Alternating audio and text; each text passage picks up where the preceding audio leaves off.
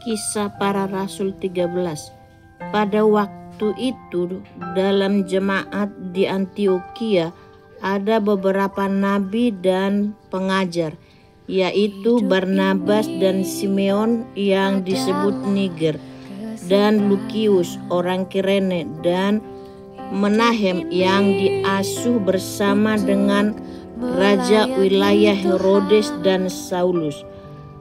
Pada suatu hari ketika mereka beribadah kepada Tuhan dan berpuasa, berkatalah Roh Kudus, "Khususkanlah Barnabas dan Saulus bagiku untuk tugas yang telah kutentukan bagi mereka." Maka berpuasa dan berdoalah mereka, dan setelah meletakkan tangan ke atas kedua orang itu, mereka membiarkan keduanya pergi. Saulus dan Barnabas di pulau Siprus. Oleh karena disuruh Roh Kudus, Barnabas dan Saulus berangkat ke Seleukia, dan dari situ mereka berlayar ke Siprus. Setiba di Salamis, mereka memberitakan firman Allah di dalam rumah-rumah ibadat orang Yahudi, dan Yohanes menyertai mereka sebagai pembantu mereka. Mereka mengelilingi seluruh pulau itu sampai ke Pafos. Di situ mereka bertemu dengan seorang Yahudi bernama Baryesus. Ia seorang tukang sihir dan nabi palsu. Ia adalah kawan gubernur pulau itu, Sergius Paulus, yang adalah orang cerdas. Gubernur itu memanggil Barnabas dan Saulus karena ia ingin mendengar firman Allah. Tetapi Elimas, demikianlah namanya dalam bahasa Yunani, tukang sihir itu menghalang-halangi mereka dan berusaha membelokkan gubernur itu dari imamnya.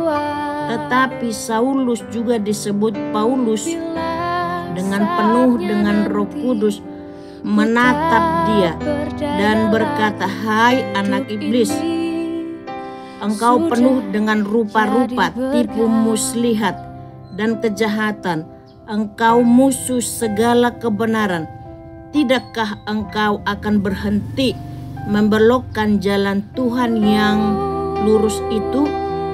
Sekarang lihatlah, tangan Tuhan datang menimpa engkau, dan engkau menjadi buta.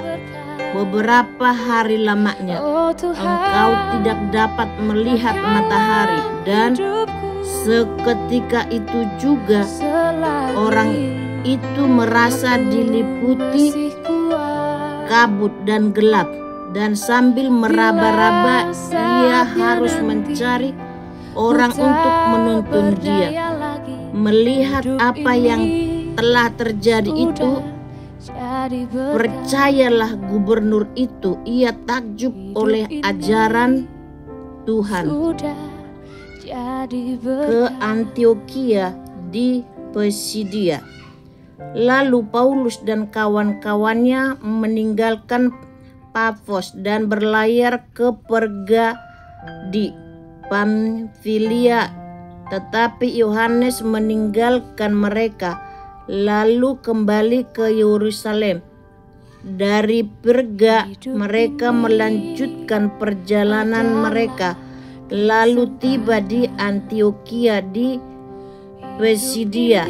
Pada hari Sabat mereka pergi ke rumah ibadat, lalu duduk di situ. Setelah selesai pembacaan dari hukum Taurat dan kitab nabi-nabi, pejabat-pejabat rumah ibadat menyuruh bertanya kepada mereka, "Saudara-saudara, jikalau saudara-saudara ada pesan untuk membangun dan menghibur umat ini, silahkanlah.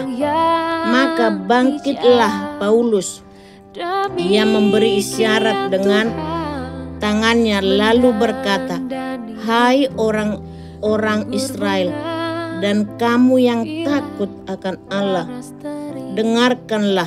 Allah umat Israel ini telah memilih nenek moyang kita dan membuat umat itu menjadi besar ketika mereka tinggal di Mesir sebagai orang asing. Dengan tangannya yang luhur ia telah memimpin mereka keluar dari negeri itu. 40 tahun lamanya ia sabar terhadap tingkah laku mereka di padang gurun. Dan setelah membinasakan 7 bangsa di tanah Kanaan, ia membagi-bagikan tanah itu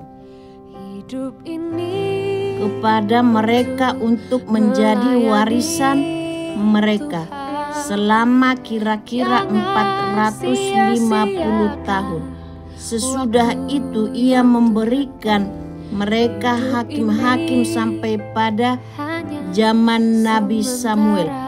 Kemudian mereka meminta seorang raja dan Allah memberikan kepada mereka Saul bin Kis dari suku Benjamin. 40 tahun lamanya setelah Saul disingkirkan, Allah mengangkat Daud menjadi raja mereka.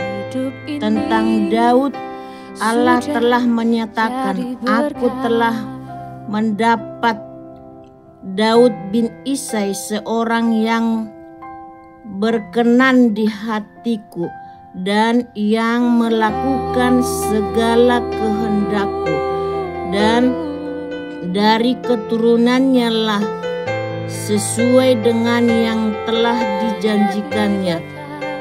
Allah telah membangkitkan juru selamat bagi orang Israel, yaitu Yesus. Menjelang kedatangannya, Yohanes telah menyerukan kepada seluruh bangsa Israel supaya mereka bertobat dan memberi diri dibaptis.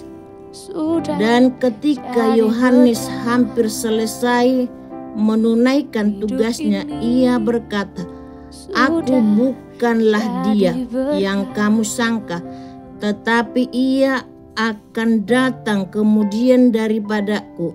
Membuka kasut dari kakinya pun aku tidak layak." Hai saudara-saudaraku, baik yang termasuk keturunan Abraham maupun yang takut akan Allah, kabar keselamatan itu sudah disampaikan kepada kita. Sebab penduduk Yerusalem dan penduduk pemimpin-pemimpinnya tidak mengakui Yesus dengan menjatuhkan hukuman mati atas dia. Mereka menggenapi perkataan nabi-nabi yang dibacakan setiap hari Sabat. Dan meskipun mereka tidak menemukan sesuatu yang dapat menjadi alasan untuk hukuman mati itu, namun mereka telah meminta kepada Pilatus supaya ia dibunuh. Dan setelah mereka menggenapi segala sesuatu yang ada tertulis tentang dia, mereka menurunkan dia dari kayu salib, lalu membaringkannya di dalam kubur. Tetapi Allah membangkitkan dia dari antara orang mati. Dan selama beberapa waktu ia menampakkan diri kepada mereka yang mengikuti dia dari Galilea ke Yerusalem. Mereka itulah yang sekarang menjadi saksinya bagi umat ini. Dan kami sekarang memberitakan kabar kesukaan kepada kamu, yaitu bahwa janji yang diberikan kepada nenek moyang kita telah digenapi Allah kepada kita, keturunan mereka, dengan membangkitkan Yesus seperti yang ada tertulis dalam Mazmur kedua. Anakku engkau, aku telah memperanakan engkau pada hari ini. Allah telah membangkitkan dia dari antara orang mati, dan ia tidak dapat diserahkan kembali kepada kebinasaan. Hal itu dinyatakan oleh Tuhan dalam firman ini. Aku akan menggenapi kepadamu janji-janji yang kudus yang dapat dipercaya, dan telah kuberikan kepada Daud. Sebab itu ia mengatakan dalam Mazmur yang lain, engkau tidak akan membiarkan orang kudusmu melihat kebinasaan. Sebab Daud melakukan kehendak Allah pada zamannya. Lalu ia mangkat dan dibaringkan di samping nenek moyangnya. Dan ia memang diserahkan kepada kebinasaan. Tetapi Yesus yang dibangkitkan, Allah tidak demikian.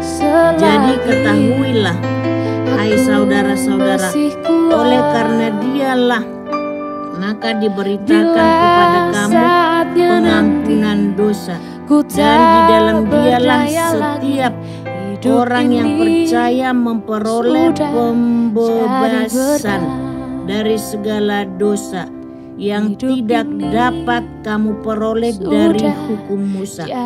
Karena itu waspadalah supaya jangan berlaku atas kamu apa yang telah dikatakan dalam kitab nabi-nabi. Ingatlah, hai kamu penghina-penghinat, tercenganglah dan lenyaplah. Sebab aku melakukan suatu pekerjaan dalam zamanmu, suatu pekerjaan yang tidak akan kamu percayai jika diceritakan kepadamu. Ketika Paulus dan Barnabas keluar, mereka diminta untuk berbicara tentang pokok itu pula pada hari Sabat. Berikutnya, setelah selesai ibadah, banyak orang Yahudi dan penganut-penganut agama Yahudi yang takut akan Allah mengikuti Paulus dan Barnabas. Kedua rasul itu mengajar mereka dan menasihati supaya mereka tetap hidup di dalam kasih karunia Allah. Pada hari Sabat berikutnya, datanglah hampir seluruh kota itu berkumpul untuk mendengar firman Allah. Akan tetapi ketika orang Yahudi melihat orang banyak itu, penuhlah mereka dengan iri hati dan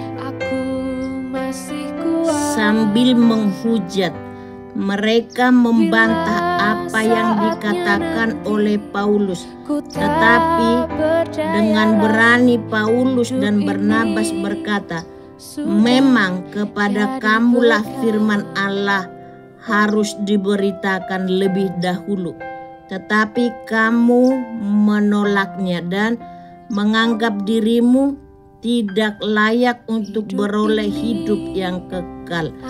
Karena itu kami berpaling kepada bangsa-bangsa lain, sebab inilah yang diperintahkan kepada kami.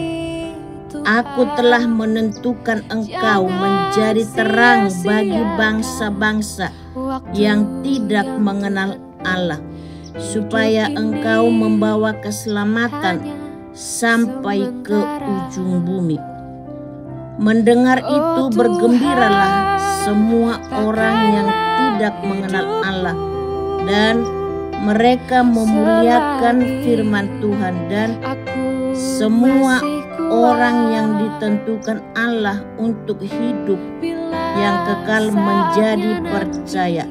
Lalu firman Tuhan disiarkan di seluruh daerah itu, ke Ikonium, Listra, dan Derbe.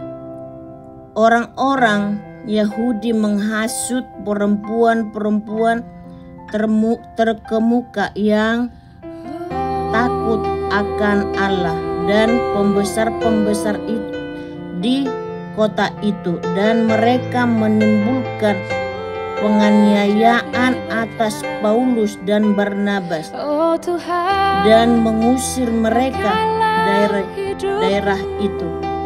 Akan tetapi Paulus dan Barnabas mengebaskan debu kaki mereka sebagai peringatan bagi orang-orang itu, lalu pergi ke Ikonium, dan murid-murid di Antiokhia penuh dengan sukacita dan dengan Roh Kudus. Amin.